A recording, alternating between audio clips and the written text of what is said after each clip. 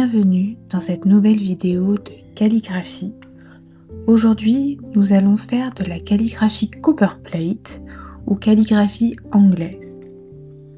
Dans cette vidéo, je vais me concentrer sur les minuscules de cette calligraphie et je vais utiliser une plume Hunt 101 qui permet d'avoir un travail de pression sur la plume et d'écartement de la plume afin de créer cette calligraphie bien particulière. Et pour respecter l'angle d'environ 54 degrés d'inclinaison des lettres, je vais utiliser un porte-plume coudé afin de faciliter le mouvement de mon poignet. Afin de respecter le plus possible cette calligraphie, je préfère avoir toujours mon support, c'est-à-dire mon livre de calligraphie, d'apprentissage de la calligraphie à portée de main pour être sûr que j'effectue les bons mouvements dans le bon sens et surtout ça me permet au fur et à mesure de pouvoir les mémoriser. Au fur et à mesure que l'entraînement continue, j'ai de moins en moins besoin d'avoir ce support visuel, mais c'est toujours intéressant de l'avoir quand on est sur une phase d'entraînement. Comme vous pouvez le voir, j'aime aussi beaucoup recycler les flacons. Donc là, c'est un flacon qui à la base servait pour un sérum pour le visage, que j'ai recyclé comme un encrier, ce qui me permet déjà, quand il est fermé, de pouvoir garder l'encre en bon état pour qu'elle ne sèche pas. Et c'est aussi très pratique pour pouvoir à chaque fois recharger ma plume avec l'embout. Comme vous pouvez le voir, je fais aussi attention à la consommation du papier. Donc dès qu'il y a des lignes ou de l'espace blanc, je vais pouvoir l'utiliser pour m'entraîner.